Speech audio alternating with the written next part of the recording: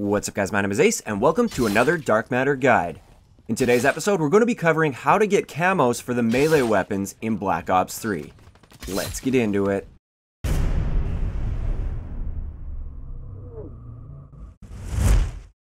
Alright guys, so right up front I just wanted to mention again that you only need to finish the combat knife camos in order to get Dark Matter for everything else. Like assuming you completed all of the base guns, the ones that aren't earned in supply drops, you've completed all their camos, you only have to complete the combat knife camos in order to get Dark Matter for all of those guns. But for the melee weapons, let's just say you already have Dark Matter for everything else and now you earn a melee weapon. If you want to get Dark Matter for that specific melee weapon, you do have to complete all of the challenges. And that's why I combined it all into one video here, so it's not just the combat knife Dark Matter guide, this is the melee weapon Dark Matter guide. Just in case you guys aren't aware, all of the melee weapons are essentially the exact same thing. They have all of the same stats. The Iron Gym used to have slightly different stats, but they actually patched it so it is now in line with everything else. So the sword, for instance, doesn't have an advantage over a combat knife. So the first set of camos that you have to get with the melee weapons is simply 200 kills with that particular melee weapon. And this is something that's pretty easy because you can just do it at your own pace kind of thing. But what I want to do here is share my general playstyle tips and how to be as successful as possible with these melee weapons. This is what I want to spend basically the most time on in this video because all of this stuff transfers into earning all of the camos for the combat knife. But of course we will get into more specific tips once we get down to the final 5 challenges. So first up, I want to cover the general class setup. I want to try to run through this fairly quickly because I don't want this video to be too long, but obviously we have the melee weapon that we're going to use. Then I like to use 2 concussion grenades. This is just great for closing that distance to your enemies, and it just gives you that leg up in a lot of different situations. Also, another option is the smoke screen. Sometimes I like to have 2 classes ready to go, one with concussions, one with smoke screen. Smoke screen is great for being able to travel through those high traffic areas really quickly and just kind of pass through those areas and get onto the enemy's flank a little bit more effectively, which is what we're going to be doing with our playstyle. Moving on to perks, for tier 1, I highly recommend going with the Ghost perk. This is one of the few situations where I highly recommend it, but we just don't want to be spotted on the enemy's minimap because as soon as they spot you there, they can prepare for you and they'll have a clear advantage over you because you only have a knife in your hand. For tier 2, I highly recommend Hardwired. This just allows you to sprint over trip mines and shock charges without being detected, and a lot of times people will have that false sense of security because they have a trip mine behind them. They think that it will at least alert them to the presence of an enemy, but if you're just sprinting right over it without activating it, you'll be able to stab in the back, no problem. Also, this will counter Sixth Sense quite effectively, and you don't want those campers that use Sixth Sense to be alerted of your presence well before you get around the corner and are able to stab them. Moving on to tier 3, I highly recommend Dead Silence. If you're playing against anybody that has a headset and you're not using Dead Silence, you're going to have a bad time knifing only. So highly recommend Dead Silence. And that leaves us with a few extra perk points here. I like to double up on tier 2 and tier 3 perks, but there's a few choices here. Personally, for tier 3, I like to go with either Awareness, Blast Suppressor, or Tactical Mask. Take your pick on that. Personally, I like Awareness because I can hear everything that's going on around me, and I can hear enemies coming from a good distance away so I can prepare for them and set myself up to have the advantage in that situation. For the extra tier 2 perk, I like going with either Tracker or Scavenger.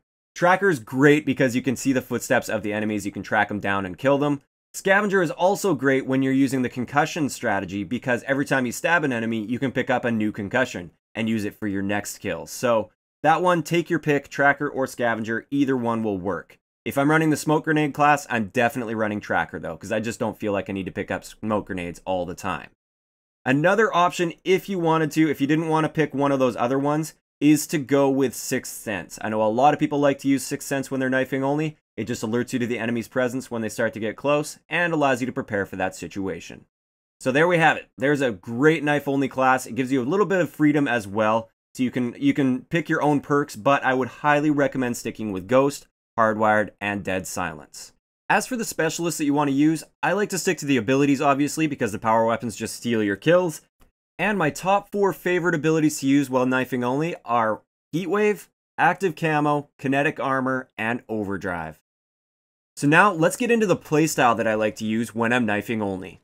First up, game mode is very important, and I like to stick to either free-for-all or team deathmatch. I don't like playing objective game modes when I'm knifing only because, first off, you're not going to be an effective team player, so basically your team will be down a player, and therefore a lot of times you'll just end up getting your whole team spawn trapped and streaks will be called in against you, and things just don't go your way most of the time when you try to do this. So stick to team deathmatch or kill confirmed. I guess I almost forgot about that. Kill confirmed is also great. Or free-for-all. These are all excellent game modes. Also, I would recommend staying away from hardcore just because you die so quickly that it's really hard to close the distance between enemies. Now our goal while we're actually in game is, first off, we have to know the maps. You have to know the areas where there's like the longer lines of sight. You got to know the hot spots and the choke points. And those are the areas you typically want to stay away from. You don't want to be getting caught in a choke point where enemies are typically like just pre-aiming that area. And obviously you don't want to be getting caught at a long line of sight because you're completely useless in those situations. What you want to do is you want to get into those areas of the map that are close quarters. Usually these are buildings, but not always, just areas where you feel comfortable with your knife. This doesn't mean that you want to just camp in buildings all the time. There's a lot of moving between these buildings that you have to do as well. But when you move between these buildings, you want to do that safely. And I like to think of myself as kind of like a little ninja. So you want to find the sneakiest route to get in towards the houses. So on Hunted, for instance, I love to take the underwater route to get into the big main lodge area. And then I start killing enemies that are in there, that are camping up the window and stuff like that. There are usually several different ways to get into the close quarters areas on any one of these maps. Redwood, for instance, the bunker is very, very good for knife only, because enemies are always drawn to that bunker, so they'll just keep coming to you, so you can be relatively patient. You don't want to be rushing out in the open trying to find enemies too often. I mean, every now and then it's great to take them off guard, especially if you're using your concussion grenades, but most of the time you want to stay in those close quarters areas. Now, one thing to keep in mind is when you are in these close quarters areas and you start to get a few kills, enemies start to catch on to this, so you have to be unpredictable within these areas. You don't want to just sit like in the same corner or something and just constantly try and knife people as they run in. Eventually, your luck is going to run out and they're going to kill you. You do want to be moving around, maybe pick off a kill or two and then leave that area. Draw the enemies into it and then attack that area again. You don't just want to camp inside those areas and wait for the enemies to come to you all the time. So patience is very important, but at the same time, we don't want to be camping to the point where we're predictable. So if you know an enemy is coming into the room that you're in, there is no shame in just waiting right around the corner from the door and just waiting until they run by so you can stab them in the back. There's no shame in that whatsoever. You're playing knife only, so if they're dumb enough to sprint into a room like that without checking their corner, they deserve to be knifed in the back. But, like I said, don't be predictable. Don't sit in the same spot the whole time. One thing you might notice with my gameplay is I very rarely stay in the same spot and get several kills within the same spot. As soon as I get a kill, I'm moving on to a different area. And a lot of times what I'll do is I'll just get a kill and then I'll do a flank around and come right back to the area where I just got a kill because enemies will be running in there like, where is this guy? I saw the knife in the kill feed and I see a skull, so he's got to be around here somewhere, and then I just knife them in the back as well. So it's all about being that really unpredictable person where the enemy knows you're somewhere around here, but they can never pinpoint exactly where you are until it's too late. Now, I will admit this is a whole lot easier said than done. This requires a lot of practice. You have to also kind of get into your enemy's head a little bit and try and think, what's he going to do next? Where is he going to come from? And you also need to recognize when you've overstayed your welcome in a particular area.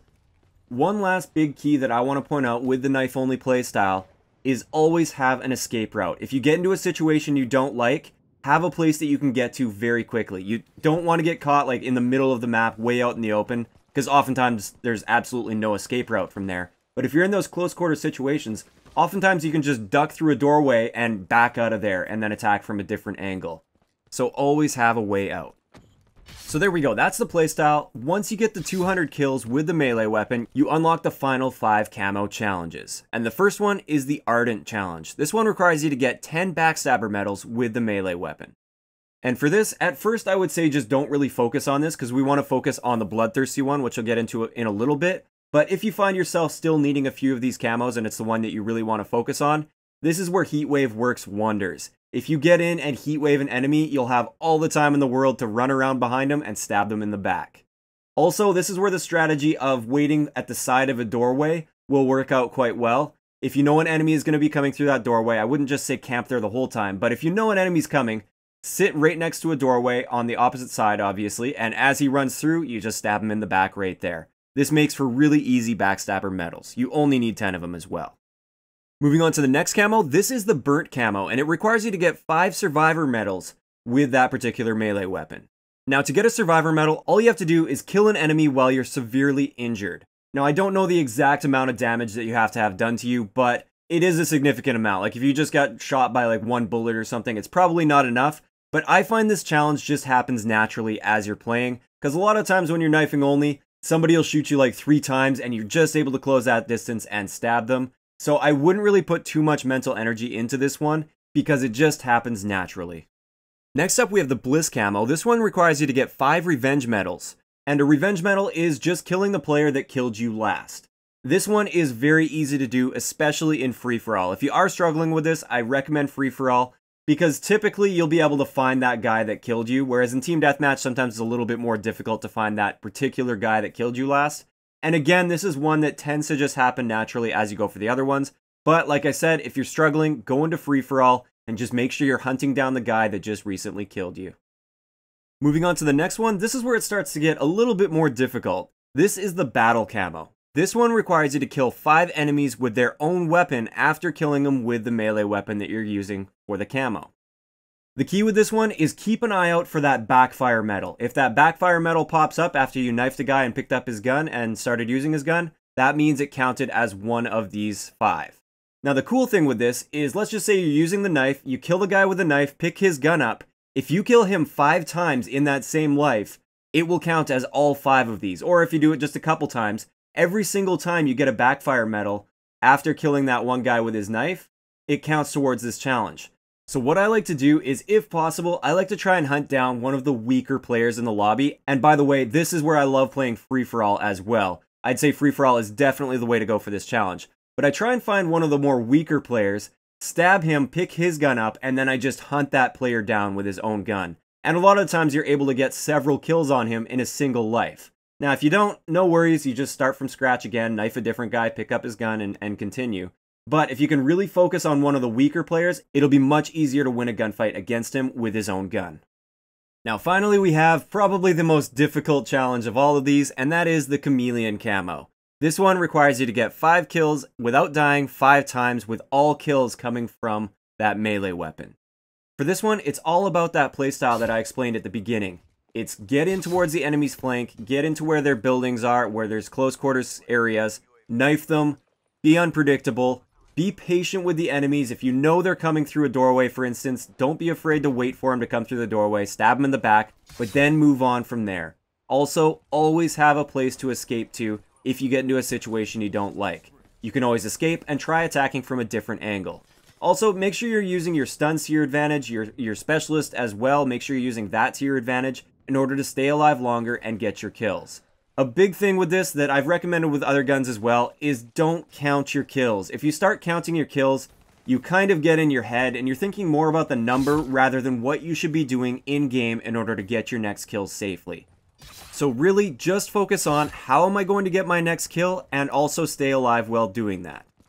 For this particular one, I recommend team deathmatch style game modes more so than free-for-all. It's not that you can't do this in free-for-all, you absolutely can. I just like team deathmatch because a lot of times you have groups of enemies in buildings and you can just kind of go through and kill all the enemies at once.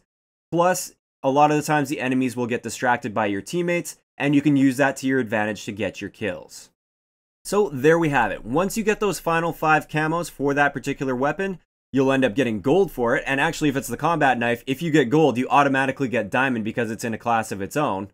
Once you get diamond for all of the base weapons in the game, you will end up getting dark matter. And for each one of the individual melee weapons, if you already have dark matter, you still have to complete all the challenges for that particular weapon if you want to get dark matter for that particular weapon. So we've only got 2 more episodes left of this series. We've got the LMGs as well as the assault rifles. And I'm thinking I'm going to do LMGs next, but let me know in the comment section below which one of the dark matter guides do you want to see next. And if you've missed any of the previous dark matter guides, I will leave a link to the playlist down below. If you enjoyed the video, a like rating is always appreciated, and don't forget to subscribe for more if you haven't already. I'll talk to you guys next time.